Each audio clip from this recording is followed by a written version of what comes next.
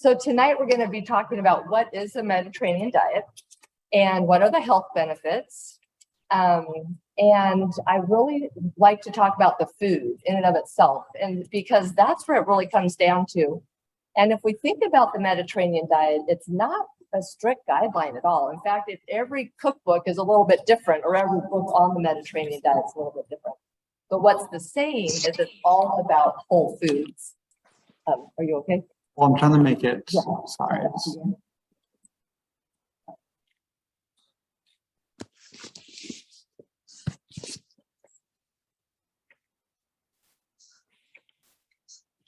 It's glitching.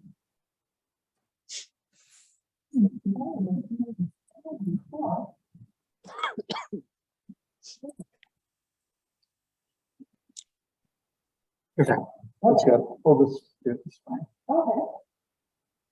So you can do next slide. And then at the end, there'll be resources like cookbooks and things, and then of course questions throughout. So we can go to the next slide.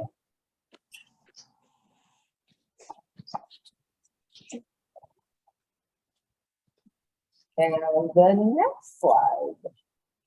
And so what the Mediterranean diet focuses on is the fruits, vegetables, whole grains, beans, lentils, olive oil, and fish and chicken are more the main protein sources, and it's less of the red meat and those type of things. Now, and I think, can you guys just make it so that all the people listening are muted? And then you can see down below, there's an acronym of CRAP, which is kind of, I think it's kind of fun. But so it's what we're trying, because there's two parts to the Mediterranean diet. You're trying to eat more of one kind of food, and you're trying to eat less of another kind of food. So you're trying to eat less of the calorie-rich and highly processed foods. And I want to make it easier for you, because I feel like we all have busy lives. We don't want to spend all of our time in the kitchen. So maybe we can come up with some ways to eat some of these healthier foods, but not spend so much time. So next slide. So some of the health benefits are, and there are quite a few. These are just a few, like to lower cholesterol, reduce the risk of heart disease and stroke, lower the risk of Parkinson's and Alzheimer's. And you'll kind of notice here, this is really all about the heart and all about the brain. Longer and better quality of life, because people just feel better when they're following this kind of eating plan. And it can also benefit depression, type 2 diabetes, and some cancers. And in addition, there's benefits, next slide. More energy, better brain power, and less inflammation. And I wanted to talk a bit about the less inflammation, because if you happen to be a patient, a physical therapy patient, and there's some, perhaps you're not making as much progress because of pain. And I'm not saying that the nutrition part of things is like this, like a shot of adrenaline or something. It's like this, not this super food type of concept, but it can be helpful, and it can help you recover from your physical therapy exercises, so then that you can work harder the next day. And it also can help with the strengthening. If you're not making progress because of lack of strength, maybe the diet is partly what's going on. And sometimes the physical and therapist and I will talk to the patient and kind of find out they're really not eating as many proteins as perhaps that they need. And so looking at what are some things that we do, tweak and try. I always think of it as an experiment and see, hey, if you do this, can it help you progress farther with basically, it's a quality of life thing, right? Because if you're in physical therapy, you're probably in pain, or you're probably not. Something perhaps isn't working as well as you would like it to be. So it might help you progress faster. So next slide. So what to eat and drink. So let's get into that. So first, let's start with the extra virgin olive oil. And the reason the extra virgin, what that means is unrefined. And so, and why that's important is that does actually have the health promoting polyphenols, which is the antioxidant compound. And And when I put EVOO, that stands for the extra virgin olive oil. And it's amazing what you can substitute that for. Like in baked goods, I have this seed bread I make, and instead of using butter, you bring in olive oil, and then if you're trying to reduce the sodium, it brings in a little bit of flavor. I've also found you don't have to only do olive oil. I find sometimes people get kind of stuck on, I have to only do olive oil. And I'm like, well, no, there's all sorts of nice oils out there. So you could do, they're kind of expensive, but if you use them for special things like the walnut oils, there's all the different nut oils. I've listed some pecan oil, sesame oil. I love the sesame oil. If you guys like making more stir fries, I mean, it just smells like honestly like a Chinese kitchen. It's just delicious. It just makes you, and then if you, I don't know if you like shrimp, you can cook the shrimp in a little bit of whether it be olive oil or sesame oil, or I do it in sesame oil, then you get that delicious flavor. And then you have your veggies in there, and then you can decide what you want to do about the grain. And so the oils, I think, are very helpful for decreasing the amount of sodium you use and enhancing flavor and enhancing the smell. And you eat with everything. It's not just about the taste, it's about all of it. And so I think it can be quite nice. And you could make your own flavored oils, but I have never done that. So you would have to Google it, but I've heard that it's quite nice to do those things. You can do the next slide, but there's also other healthy fats. But back to oils for a minute. I have patients coming in that are just dumping oils on their food. And I'm like, okay, wait a second. If one of your goals is to lose weight, stop dumping. You need to measure, because it's 130 calories per tablespoon. And a tablespoon, it's like this. It's not very big. And oftentimes recipes will call for, like, let's say you had, asparagus, and it's, how it comes in that clump, I guess I'll call it. And they'll call for 2 tablespoons of olive oil or oil for that clump. And maybe you want to just fix the asparagus, right? You have to break off the ends, put it in the bowl. Maybe I would start with like a half a tablespoon. Okay, is it glistening? No. Okay, I'm going to do another half a tablespoon. I would completely ignore the 2 tablespoons. If you end up needing 2 tablespoons, it's fine. But you see what I mean? That you, rather than dumping, you see what's good for you and what would work best for your taste.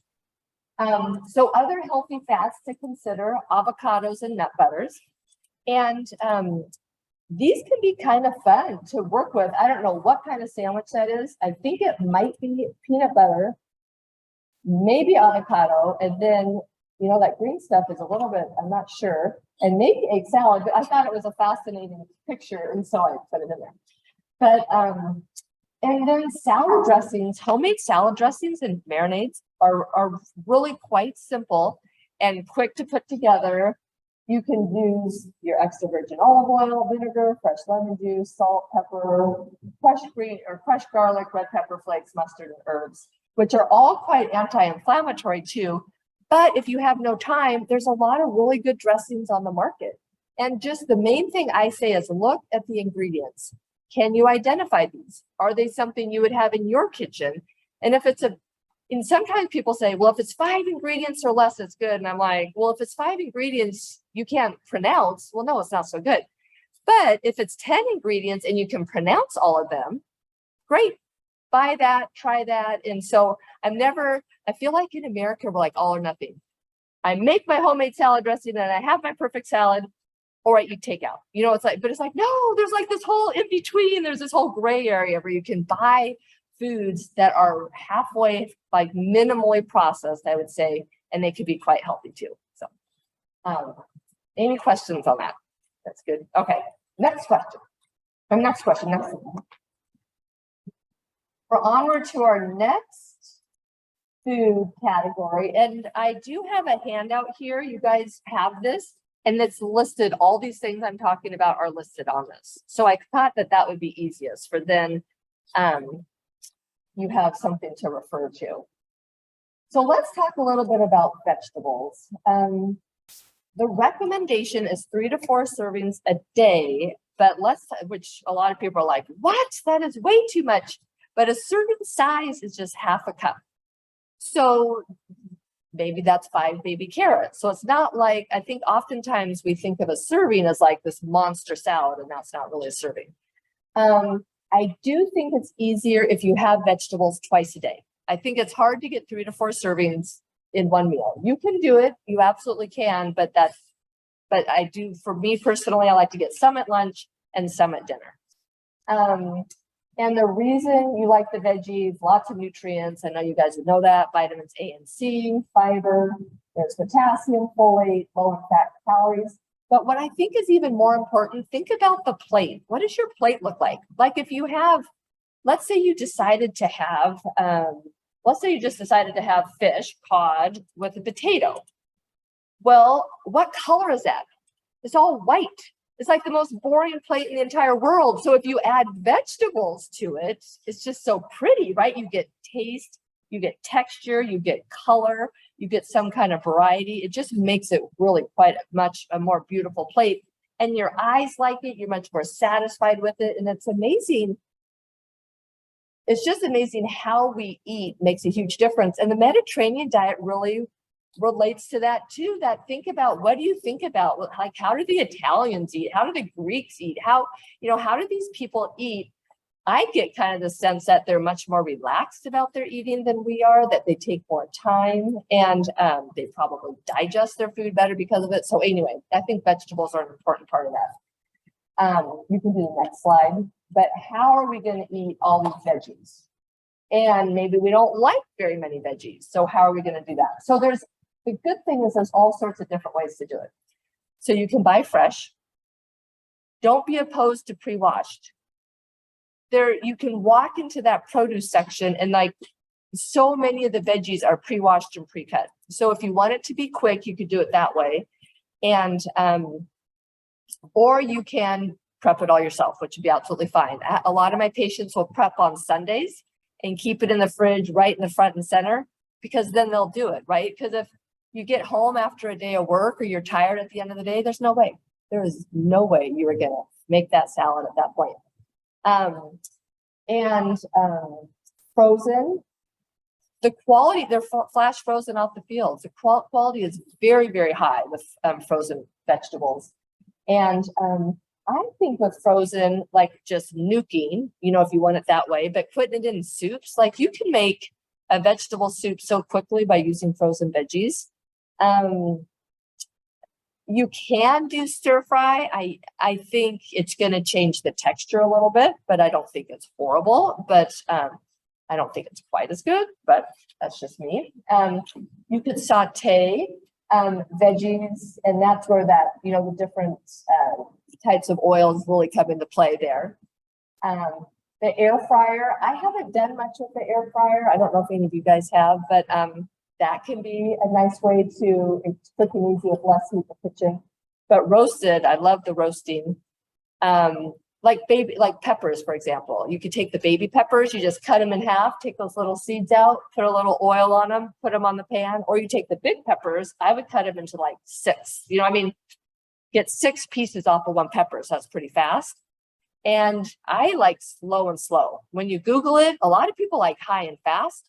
I'm kind of like, if you do low and slow, it really roasts them and you get caramelization, and it's just delicious. It honestly is a really, really yummy. And so if you don't really like raw bell peppers, you might like roasted bell peppers. That's the other way to look at it too, that if you do a different cooking method and using your herbs and spices to kind of change up the flavor. Like I'll do a fajita mix where you can look online for a no salt fajita mix. And once you make it, you have it for weeks and weeks. It doesn't go bad. And I'll do like peppers and onions and put it on the pan, put it in for like 30 minutes. And I could either do salmon or chicken, whatever you want, put it in the middle for another 30 minutes. And you have that with a fajita mix, and then it's all done. And so you really spent very little time. Most of the time was spent in the oven. It's doing the cooking for you. So that can be a nice way. Grilled can be very nice. Here in Seattle, I don't know how many of you are grilling. I'm probably not grilling right now. And then remember your flavors, your flavor profiles, like balsamic vinegar, any kind of vinegar, rosemary, pesto, hummus, Mrs. Dash, the list is long. And that changes. And the reason I'm spending some time on veggies, because I think a lot of times people just think they're boring. They get sick of them. And I'm like, There's so many different things you can do with vegetables to make it more interesting and to do it quickly so it doesn't take you all day. Okay, any questions on the veggies? You got that? Okay, next slide. So beans and lentils. So beans and lentils are a little bit tough for Americans, I think. We don't like the gas that they produce sometimes, and they're just not a very popular item. But I have to tell you, there's a lot of positive things about them. They're definitely part of the Mediterranean. Lots of nutrients. You can read what's contained in them, but they're inexpensive, easy to prepare, and they digest slowly. So let's go to the next page to talk about why, and the recommended amount is half a cup twice a week. So that's kind of what you're aiming for. Now, so that was like my goal, right? I was like, oh my gosh, I'm not eating these beans. How am I going to add them in? I have a husband that's like, no way, Jose, we're not doing beans. And so how I've done it is I'll give you guys examples. If I do tacos, so I tend to use hamburger, like 96% lean. I sometimes do turkey, but just so you know, if you're buying turkey 93% lean, that's 93% lean. The reason it's 93% lean is they being the manufacturer, is adding skin and all sorts of body parts, right? To get the fat content up to hit the 93, because chicken or turkey breast is 99% lean, like naturally. So that's, you get to decide. So if it was me, I would buy 99% lean turkey and add my own oil, my own fat, so I know where it's coming from. Or I buy the 96% hamburger because I like that. And then I add a can of beans. If it's turkey, I'm going to add white beans because I don't want my black beans with it kind of looks weird because I've actually done it. Or you could add black beans with your hamburger, and it's less expensive. It's lower in calories. It's higher in nutrients. It lasts longer, like you'll have leftovers. It freezes great. You have all the spices for your taco seasoning, or you could do it with sloppy joes if you wanted to. Trying to think of, well, obviously chili, but chili already seems to have beans in it. So it's an easy way to add beans. I've also realized, like this picture with the salad, if you open a can of beans and I rinse it all off and you keep it in the fridge, you can just sprinkle that on salads if you tend to like salads. It's a very simple protein source at the end of the day. And you don't have to eat the whole can, right? You could do like a third of a can per night. I would say, though, that you would want to eat it within 4 to 5 days of opening that can. So you kind of have to be like, okay, this is like my bean week where I'm going to include this on my salads. Other things I'll do is take a tortilla. You could put hummus spread, guacamole spread, pesto spread, whatever spread you like. And you can do either hot veggies, like you might take a frozen veggie, chop it all up and put it on, or you take a raw veggie. Like I kind of like cucumbers, lettuce, and tomato, that combination. Sprinkle those beans on top, maybe some cheese, and that would be a simple way to add in beans. There's also, you can do beans like in meatloaf. I tend to do mushrooms, and you can't tell. That's the beauty of it. You don't even have to tell anybody. It's like your secret. And why tell them? Because then they just complain, right? So you just do it and you don't say anything and no one else, and they're all like, oh, this is so good. So it works out great because honestly, mushrooms, just think though, if you have, whether it be a can of beans or a thing of mushrooms, you've now made your meatloaf bigger, right? So you've now decreased your cost per serving. It tastes the same. You have more nutrition, and it really didn't take you that much longer. And it all freezes very well. And I talked about the freezer because a lot of people will say, I don't want the leftovers. I don't want leftovers for days. And I'm like, well, that's perfect. You don't need leftovers for days. You just pre-slice it, stick it in your freezer container. I like to have a container that could go from freezer to microwave, but you guys can decide what you want to do.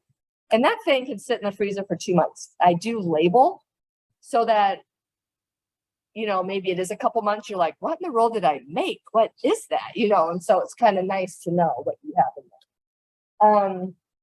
You can put it in smoothies. I have to admit, I've never tried it in smoothies. But after this, Joe Yonan, he's a writer for,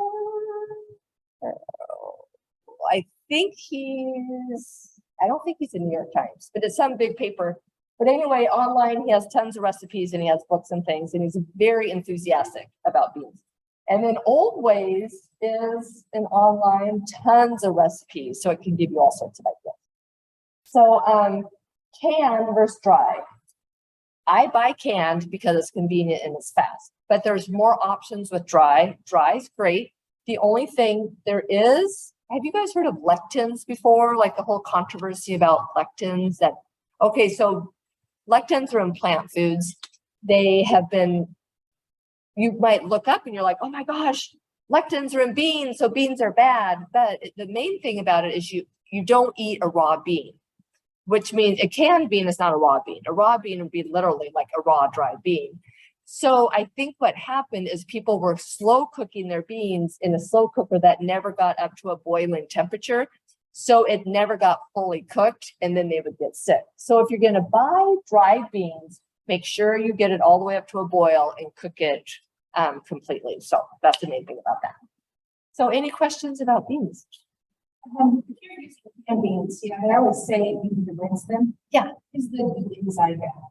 No, and in fact, like if you were vegan or vegetarian, you can use that goo as an egg white. I tend to rinse because it's so thick. So I'm not super fan of it, but it's not bad. There's nothing bad about it. You just dump it in. Yeah. If you're wanting to decrease the sodium, are you just buying a no sodium bean? Yeah. Yeah, that's perfect. Oh, you're just eating it and then it keeps it like the moisture. Yeah, I love that idea. Yeah. No, because yeah, the goo's great. Yeah. Yeah. And then plus you're buying the low sodium. If you buy a full sodium and you don't want, or you want to reduce the sodium, you rinse it and you get rid of 40% of the sodium. So that's cool. But you could just buy it low sodium or no sodium. It's just some stores don't always have that option. So I think that's great though. You're eating them that way. Or I'll put like beans, corn, and salsa together. And it's just a super quick mix. Yeah. That you can have with chips or whatever, tortilla or something, or by itself. So, okay, onward to the next. So let's see, fish and seafood twice a week. And the serving is 3 ounces, which is like the size of the palm of a small woman's hand or a deck of cards. And I have a bunch of examples listed there. What we love about fish, good protein source. If you are concerned about the environment, you kind of want to know what has the least impact. That's a great website, seafoodwatch.org. And what the Mediterranean diet says is, hey, eat more beans for your protein, eat more fish, eat less beef, and eat less chicken and less cheese. That does not mean you don't eat those things, you just eat less of them. So if I have a patient that comes in that is eating beef 5 days a week, then I'm like, okay, then let's substitute 1 day for chicken, or let's substitute 1 day for fish. So I'm always like, let's take this thing one step at a time. We don't need to overhaul the entire system because it doesn't work. If you're barely hanging on to your eating plan, you're going to quit. And if you don't like your food, you're going to quit. So you have to like it and you have to make changes slowly, I think that then ends up being a longer plan that you can do. I put here 2 smaller portions and or low fat options. Now this is because if you enjoy beef, there are some really lean cuts out there. If it says round or loin in the cut, that's going to be a leaner cut, but make sure you cook it the right way because you don't want to toughen it up. So let's go to the next slide because we could talk about the omega-3s. So I'm sure you've all heard of the omega-3 fatty acids, very helpful for your heart and brain. They're coming in the fatty fish options, which are more like the salmon, sardines, anchovies, tuna, herring, mackerel, Pacific oysters. And that's where you're getting the EPA and DHA, which is the best studied of the omega-3s. I think it's kind of cool now because like tuna, have you guys seen how they have seasoned tuna and that's kind of cool because someone that doesn't really like tuna, you should buy the seasoned tuna and just try it. And it's a smaller amount. And then sometimes it's a way that somebody might enjoy. Now, if you can't stand fish, you can do the supplements. I don't think it's a bad idea. It's not going to hurt you. It's not as good as the real thing, just as in all forms of food is always best. But in terms of fresh versus frozen, My main problem with fresh is that sometimes it's not fresh and then it's fishy and then that's gross. And so I always ask where I'm buying it. When did you guys get this? Is this actually fresh or did you get this yesterday? And frozen's going to be flash frozen right off the boat. So I have found it to be 100% fresh. I don't know about your guys' experience. I found very good quality frozen. And I think the canned is good quality.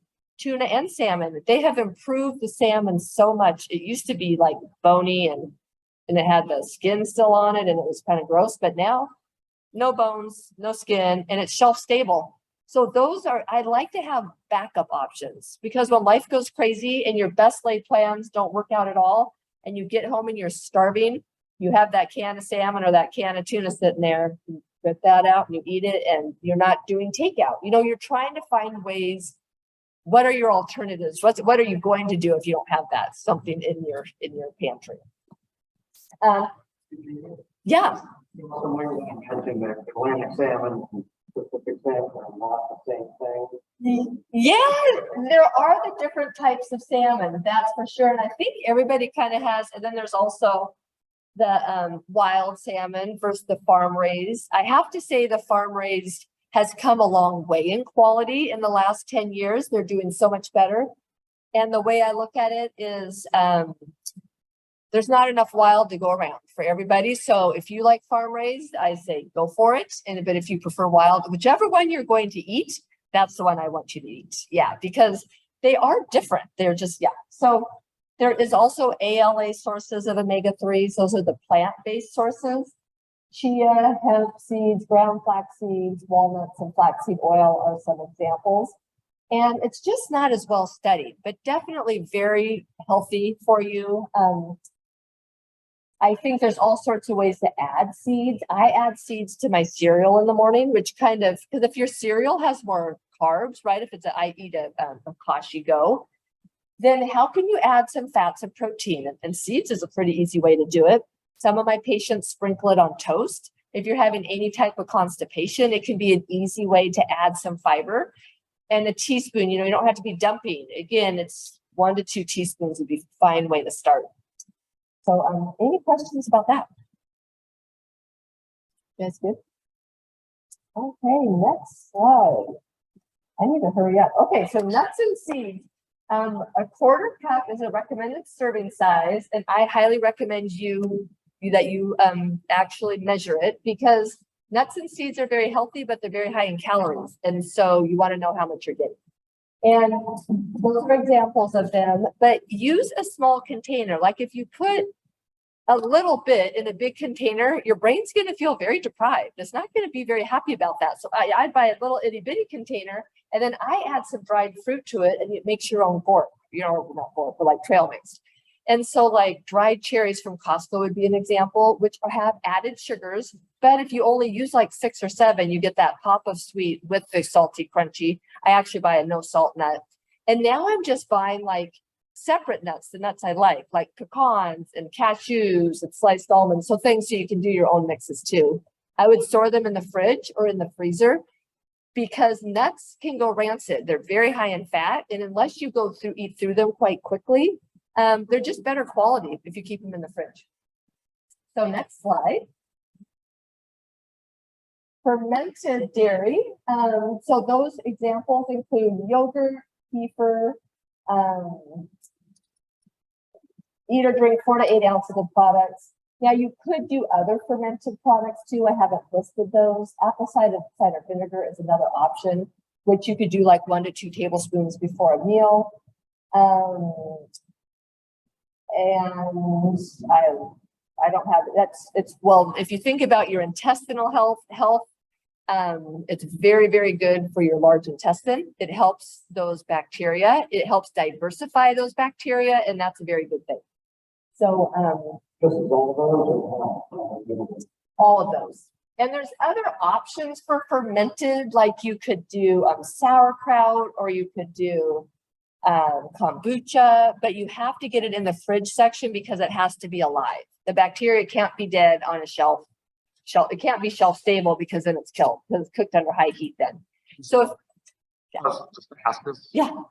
The listing include cultured buttermilk. So cultured buttermilk, I think what you could do with the, is to, I don't know the answer to that question. So what they should do is send me their email and I'll look it up. So I need to know what it's cultured with. It seems like it would be, but I don't want to say yes because I don't know for sure. That's a good question. Okay, next slide. Whole grains, 4 servings a day. A serving though is just a half a cup.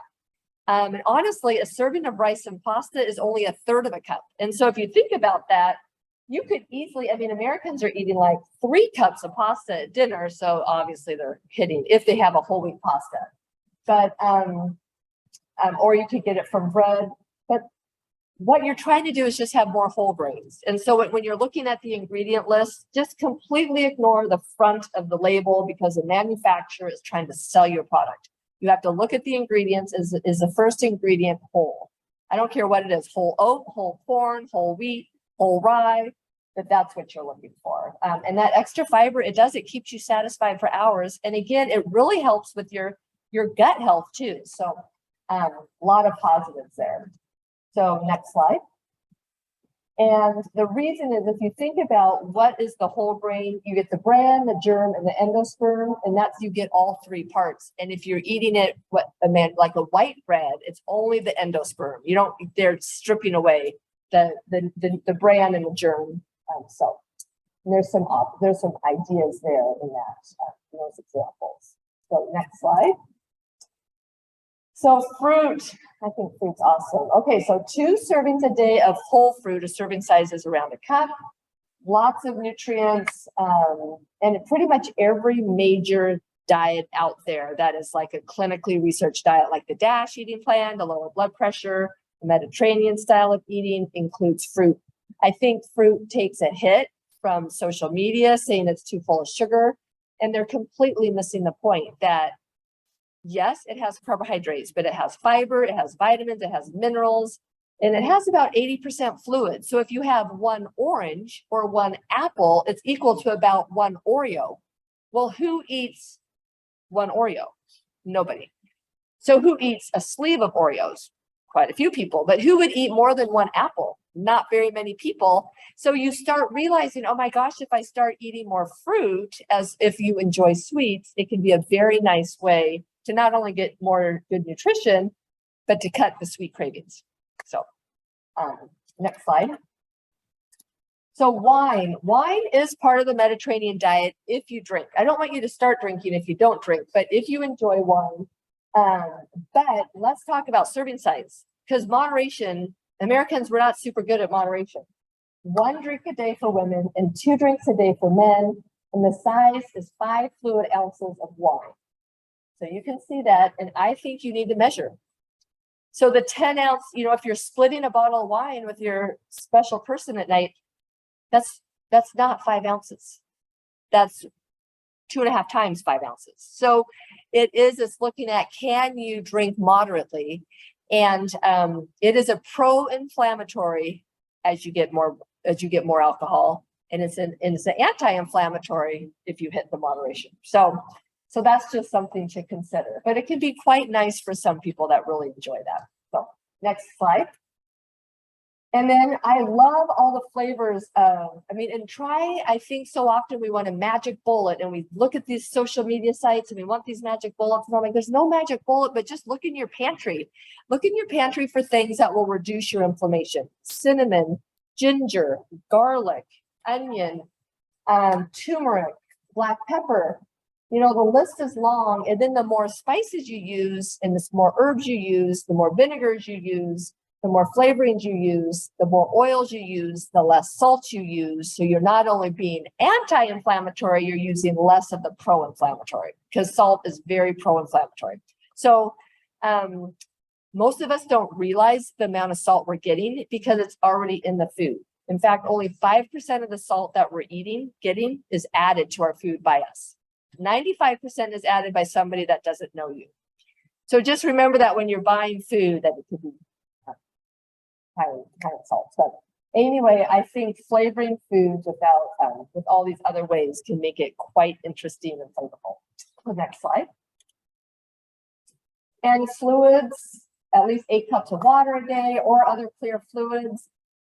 But I have patients that get worried, oh, does my coffee count? Does my tea count? And if you drink coffee on a regular basis, it counts. It is not, it only acts as a diuretic if it's something new to you. But if you're a regular coffee drinker and you're drinking 2 cups a day, and honestly, coffee less than 300 milligrams a day is an anti-inflammatory. So if you like it, I mean, I wouldn't start drinking it, but if you like it, I would drink it. If you're adding a bunch of sugar and fat to it, that's not an anti-inflammatory at that point. Your personal hydration test is look at the color of your urine. It's, there's all these recommendations out there about hydration, but your body is telling you if you're drinking enough.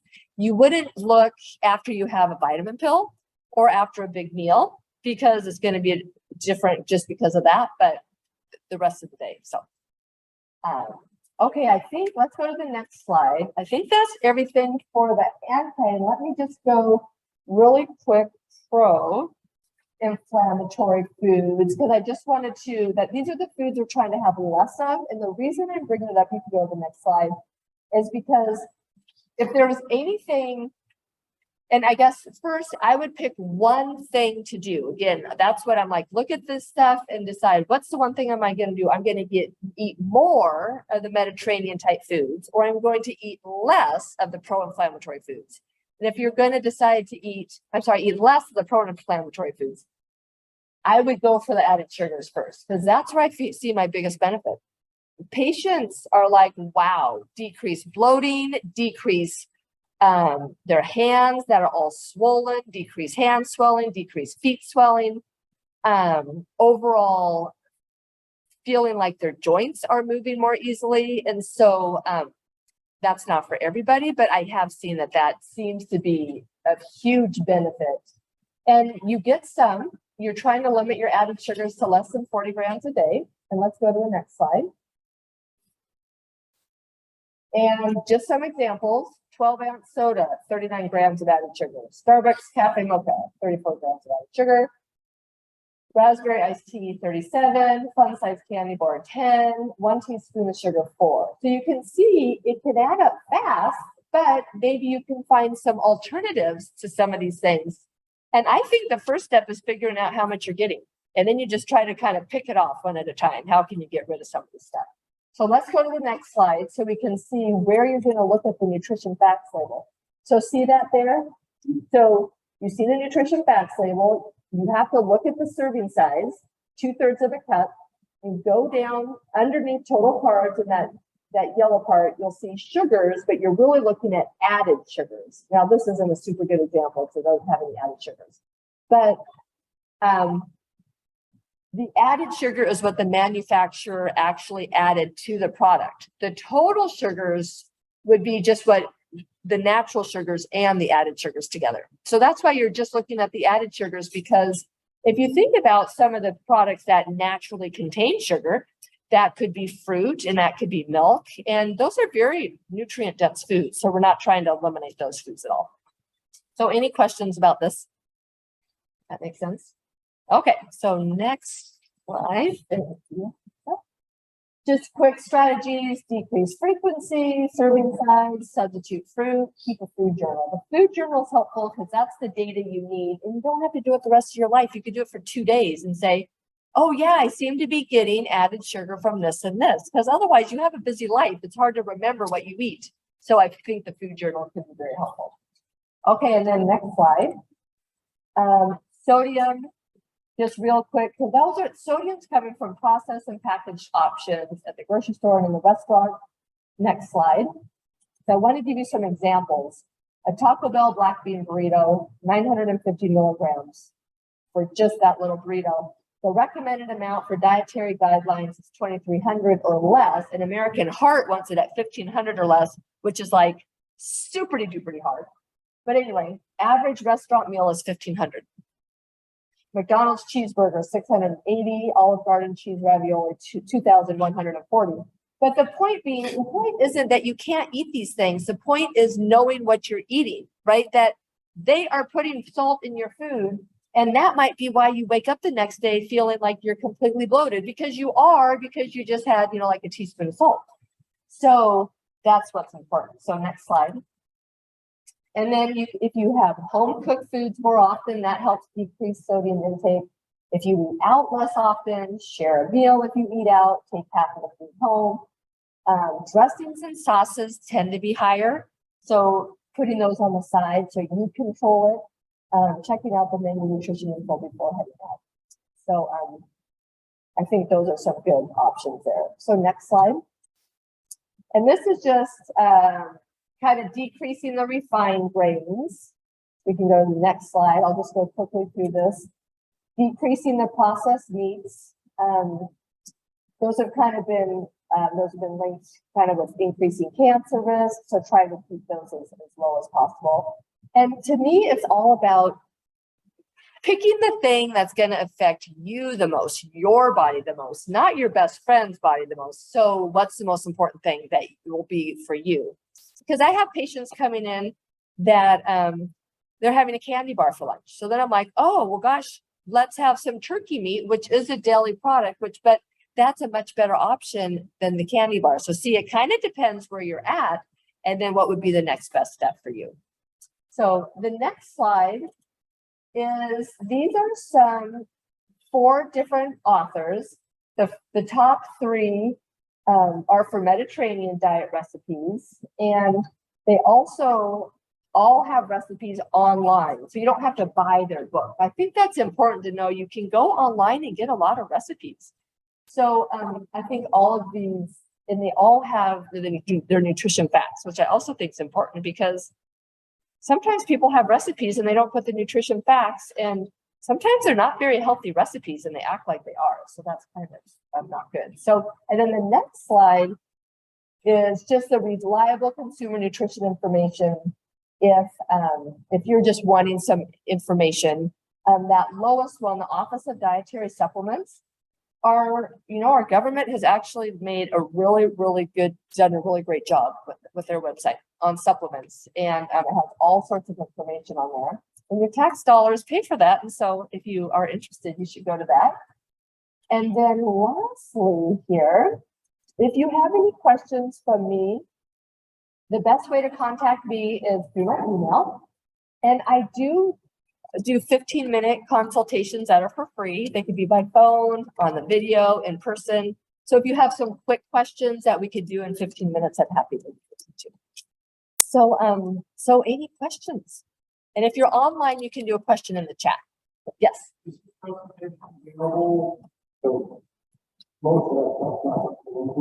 We'll pass along a recording of the presentation to everyone who RSVP'd.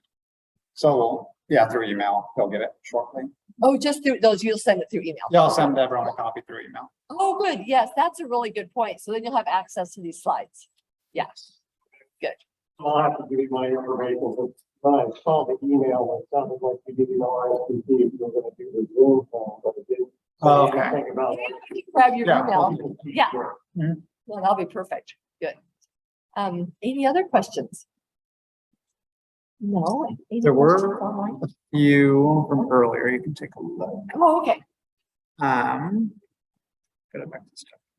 Okay. Is it smart to use extra virgin olive oil first cold press? I think just doing the extra virgin olive oil is absolutely fine. But I think it is smart to use the extra virgin olive oil, yes, as opposed to just the olive oil. Oh, the handouts. Oh, so the handouts, you can email us if you would like the handouts that I handed out to people that came to the program, and we'll send those to you. Yeah. Okay, so will we get copies? Oh yeah, yep, so we're gonna email. I can just pass along all the, you would send me the PDF so I can pass them along to everyone through email as well, along with the recording. So if you would, so Jensen, are you just gonna send the email to everybody that signed up? Oh, perfect. Okay, so you don't have to let us know, we'll just send those out. Oh, honey, that's a good question. So honey is considered natural, and I put that in like parentheses, that so yes, it's natural, except it acts the same as sugar. It acts the same as a white sugar, which means a teaspoon of honey has the wait a sec. Teaspoon of honey would have the 4 grams, 5 grams. 4 grams. Why am I blanking on that? 4 grams, thank you, of added sugars, as well as a teaspoon of white table sugar.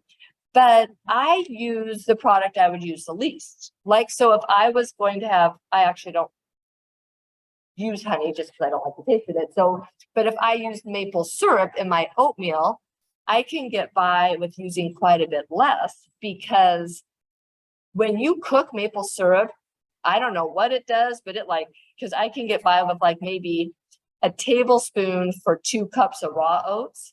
And where if I was using white sugar or brown sugar, I'd be using quite a bit more.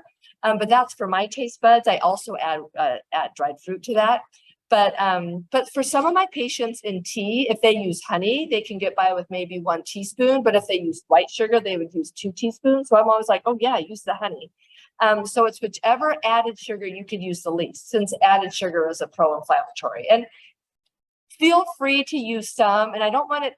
I think we have so much shame and guilt around food. That is not what this is about. This is about enjoyment of food and finding and not being perfect with your food. If you eat whatever you eat most of the time, then you'll be able to tell. Like if you eat kind of the Mediterranean style of eating most of the time, but you go to parties or you know, whatever, you have a half a pizza or whatever it is, you know, that's going to happen sometimes. And I think you should just enjoy it. So at that time. So let's see. Sometimes I've had 1 ounce of raw almonds drizzled with a little honey as a snack. Yeah, and what I would do is I would measure my honey. I would measure it once, because so then you know how much are you drizzling on there. Are you drizzling a teaspoon or are you drizzling a tablespoon? And so where's that at? But I think it's nice to find a way that you really like your almonds. So what do you think about using avocado oil for baking? I think it's awesome. But remember, if you're using it for baking, that flavor might come through. So you have to always think about, what am I going to use? Like if I was going to do, let's say banana bread, though with banana bread, you can reduce the oil so low to almost none because the bananas are quite moist, but I would use more like a canola because I don't really want the flavor profile of avocado or oil or of olive oil to come through. But for someone else, they might like that avocado. I'm trying to think. I think the avocado oil would be really good in any kind of bread. But if it was a sweet bread where I was trying to cut the fat and the sugar, I would probably use more of a vegetable oil that kind of had no flavor profile to it. But that's just me personally. But I think that's a great idea. So stevia is, it is an artificial sweetener. It is also considered natural. And I have some patients that do very poorly on stevia. They get headaches, or they get like very congested, or they crave sugar right after they have it. But if you're not one of those people and you seem to tolerate it just fine, I think it's a great way to cut down on the added sugar. I wouldn't want you to pile it up all day long, but having a little bit, I think that's a great idea. With eating home cooked beans, have brown rice with them, and that makes up an essential amino acid. It keeps you from dealing with gas later. And so I think the nice thing, so what this person is talking about is that when you put together rice and beans, you end up with a complete protein. Now, that used to be considered super important, like that vegetarians had to eat these whole complete proteins at the same meal. But what we've realized now is our bodies are so smart that as long as you've done it within a day's time, it's totally fine. But I think beans and rice go great together. I don't think beans and rice together, for this person that's cutting down on their gas, I don't think it always cuts down on people's gas.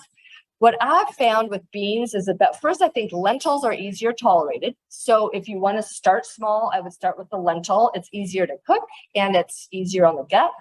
And I would start with small serving sizes, and I would have it on a regular basis, because if you have it once every 2 weeks, it's just hard for your stomach to get used to anything with that. And I would do like a half a cup. I wouldn't do 2 cups of chili. You know, it's be like going to the gym for 3 hours. You know, your gut's just not used to that, just as your body's not used to, if you're not used to working out. So kind of think of, okay, I need to let my stomach